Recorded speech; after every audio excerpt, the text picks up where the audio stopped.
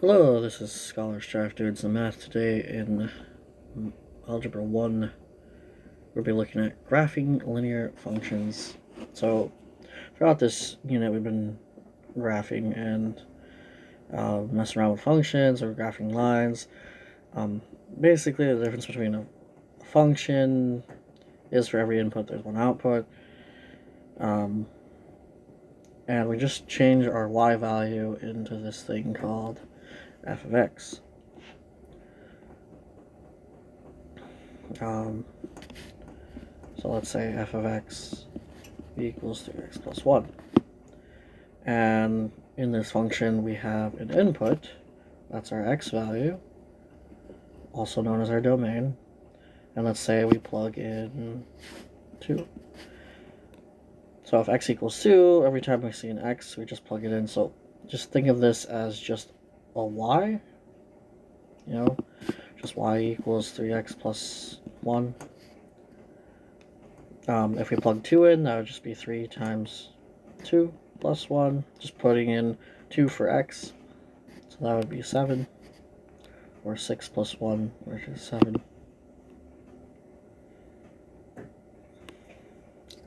So the parent linear function, basically the parent of all lines, is y equals x, which looks like that.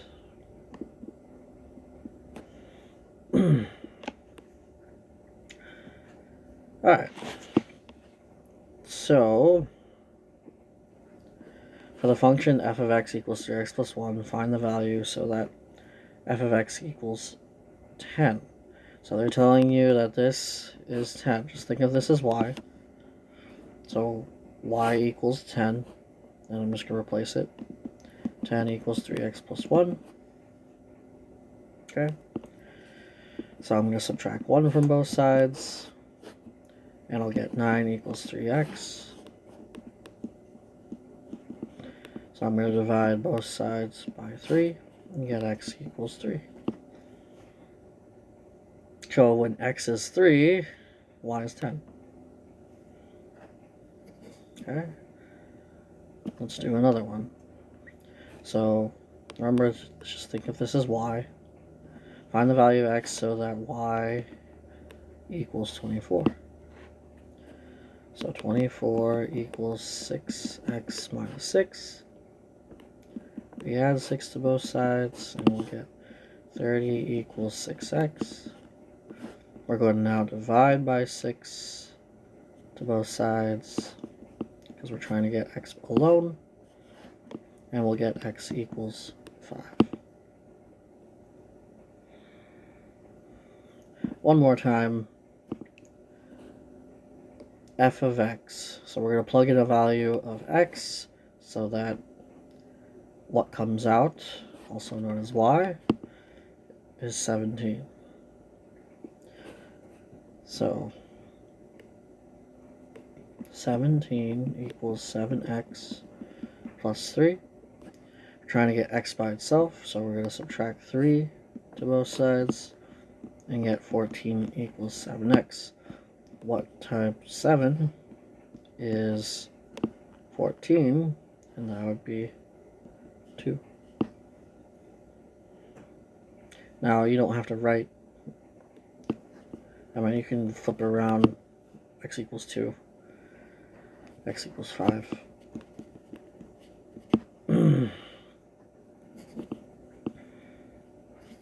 Alright, a wireless communication provider estimates that the number of text messages M in millions sent over several years can be modeled by the function M equals 120t plus 95, where t represents the number of years since 2002. Graph the function and identify its domain and range. Okay? So its domain is our t value, usually our x-axis here. So our domain is t is greater or equal to 0, because this function doesn't work for years before 2002. Okay, now we're going to have to go find the range. So we have the formula, m equals 120t plus 95. And they already made a chart for us, so we're going to fill it out. So they want us to plug in 0. So if I plug in 0, I'll get 120 times 0 plus 95. Okay, and that'll give me 95. So 95 goes here. If I plug in 1, I'll get m equals 120 times 1 plus 95, which is 120 plus 95, which is 215. If I plug in 2, I'll get 120 times 2, which is 240 plus 95, which is 335. Now I'm going to plug in 3.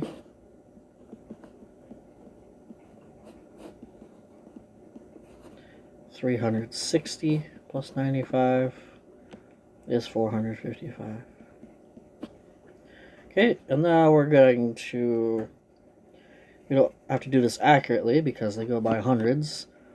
So 95 is just a little bit below 100. And then 215 is a little bit above 200. And then a little bit above 300, but a third. And then halfway between 400 and 500. So the graph's going like this. And we don't put an arrowhead down here because the function doesn't work with negative numbers. It doesn't work before 2002. So my range, my m value can get as low as 95. Doesn't get any lower. So m is greater or equal to 95.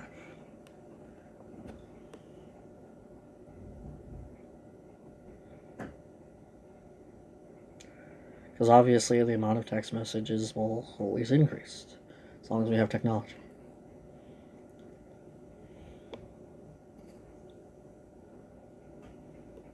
Unless text messages ever become obsolete.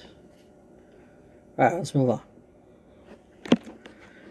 Use the model from example 2 to find the value of t so that m equals 1055. Okay, so we had the formula m equals 120t plus 95. Okay, they're telling us m is 1055. So let's solve this. Need to get rid of that 95 just by subtracting it to both sides. And then we'll get 960 equals 120t. We're going to divide both sides by 120. And that'll give us 8. Explain what this solution means in this situation. So after 8 years, 8 years after 2002, was it 2002? Yep.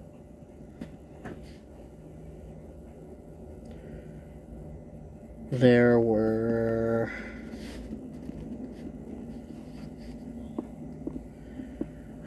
1,055 million text messages sent.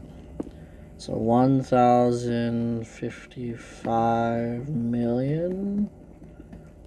So that's 1,055,000,055 text messages.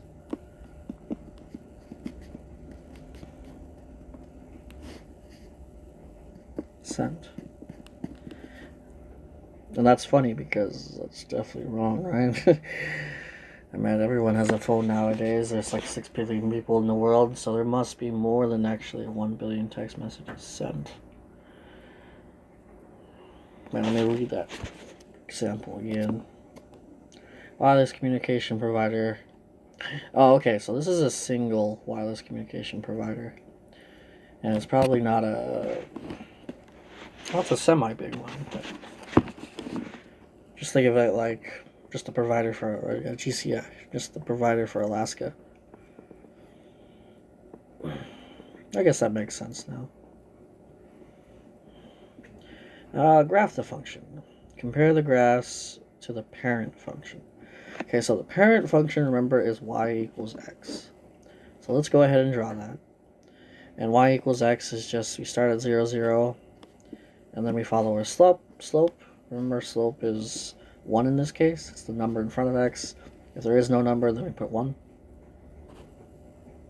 So our slope is 1 over 1, so that means we go up 1 over 1, make a dot, up 1 over 1, up 1 over 1, or up 1, right 1, up 1, right 1, and we can go backwards.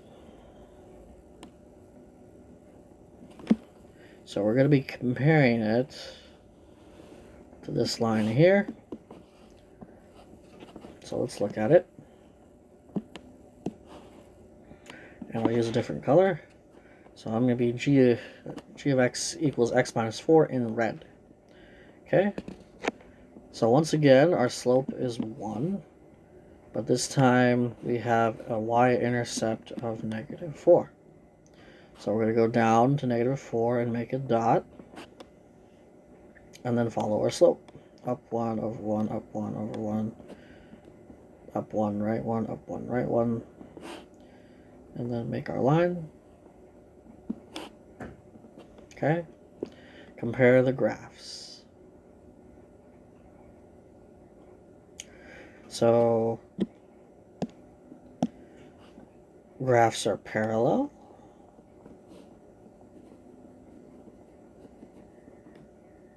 It means they go on forever and ever and don't intersect each other.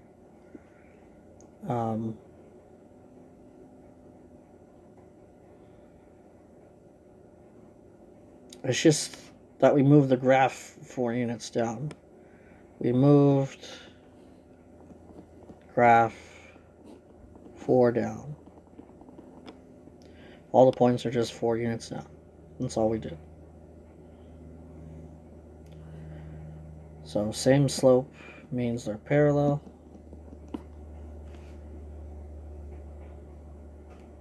Okay. So let's do part B. So once again, we have this line going on. That's y equals x. And then this time in blue, we're going to do h of x equals negative 2x. So my slope this time is negative 2 and my y-intercept is 0. So we start at 0, pick a dot, and then this is negative 2 over 1. So it's telling me to go down to right 1. So down, down, and then right. Then down to right 1.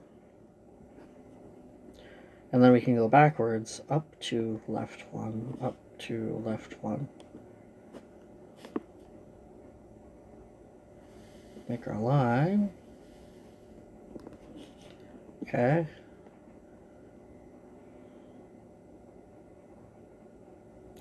So let's compare.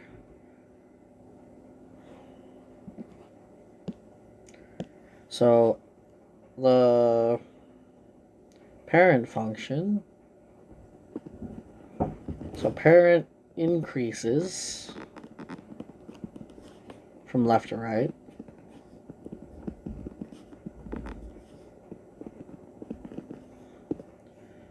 While h decreases from left to right.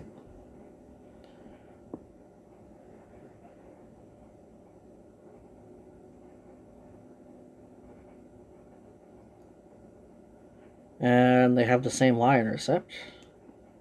So where they cross the y-axis is the same, which is at 0, 0.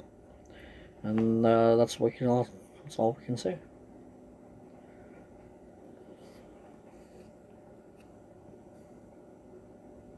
Oh, I thought I didn't have space. H decreases from left to right.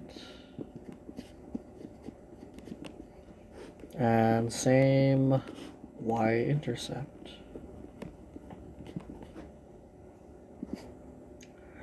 Okay, parent function again.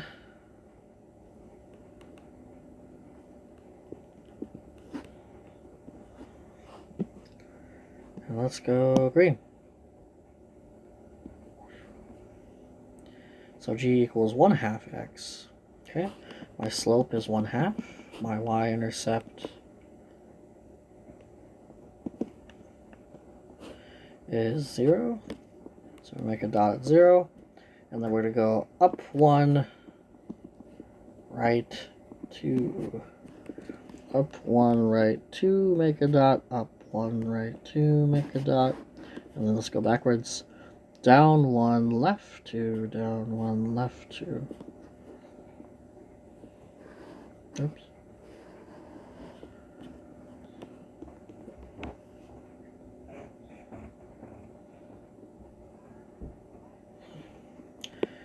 G increases half as fast.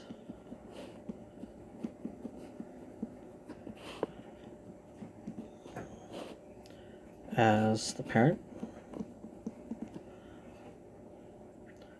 And they have the same y-intercept.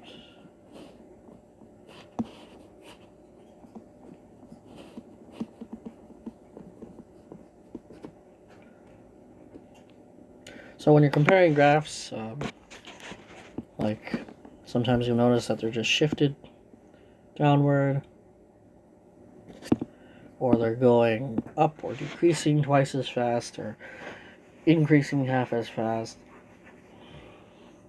One might be going up and the other one going down from left to right.